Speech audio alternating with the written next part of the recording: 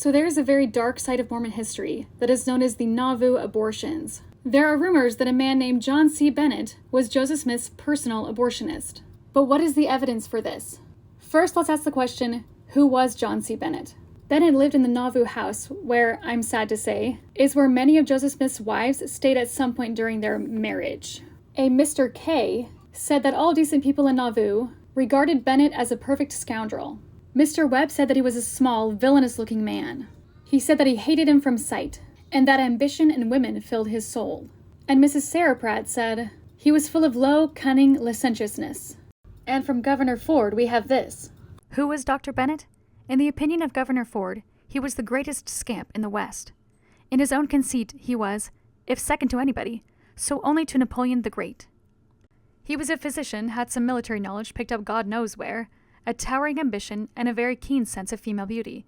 Or, to speak like a Mormon elder, for the blessings of Abraham, Jacob, Solomon, and David. He thought he could use Joseph as a ladder to greatness, but Joseph used him as a tool, and when he had learned all the tricks of Bennett, he threw him away.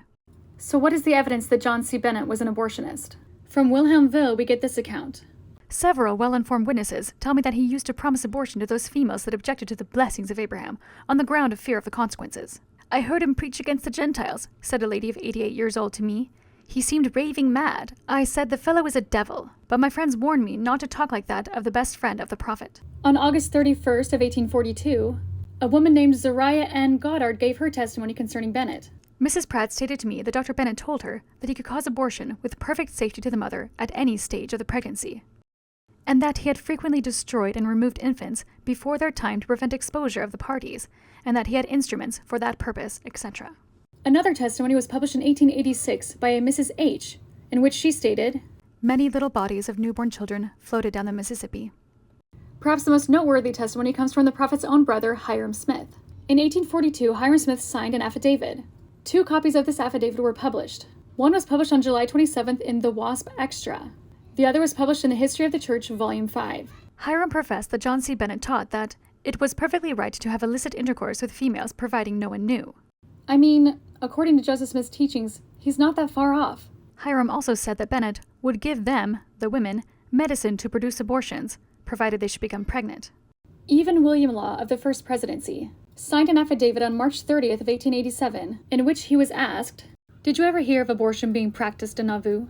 William responded, yes, there was some talk about Joseph getting no issue from all the women he had intercourse with. Dr. Foster spoke to me about the fact, but I don't remember what I was told about abortion. If I heard things of the kind, I didn't believe them at the time. Joseph was very free in his talk about his women.